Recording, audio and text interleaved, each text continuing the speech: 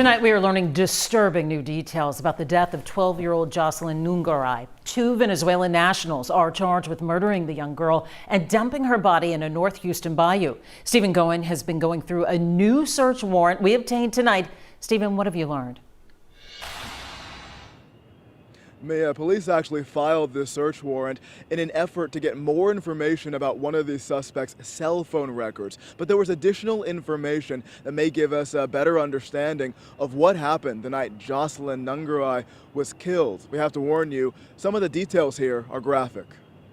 This 13-page search warrant describes the contrasting interviews that Franklin Peña and Johan Martinez-Rangel had with Houston police in the hours following their arrest on June 20th. Just a few days earlier, on June 16th, the two men charged in the killing of 12-year-old Jocelyn Nungaray spent hours at an Ojos Locos sports cantina in North Houston before they met Jocelyn at the 7-Eleven on Rankin Road, according to police. According to the court documents, they asked her for directions, and the three of them left together. When speaking to detectives after his arrest, Peña said that he kissed Jocelyn on the lips after they walked away from that 7-Eleven.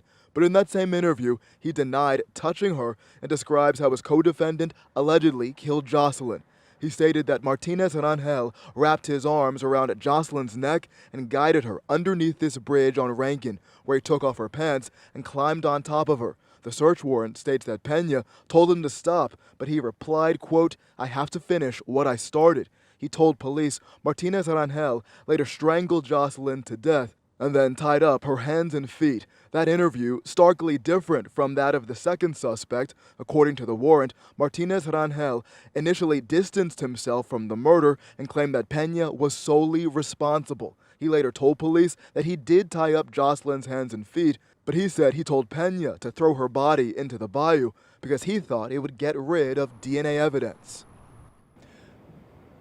Now, this search warrant also claims that both suspects had injuries on their arms when arrested. We don't know if that's because Jocelyn was fighting back. As I mentioned before, this search warrant was filed to obtain cell phone records. We are following up with Houston police to see if they found anything. At HPD headquarters tonight, Stephen Goen, KHOU 11 News. Disturbing information there, Stephen, with the update. New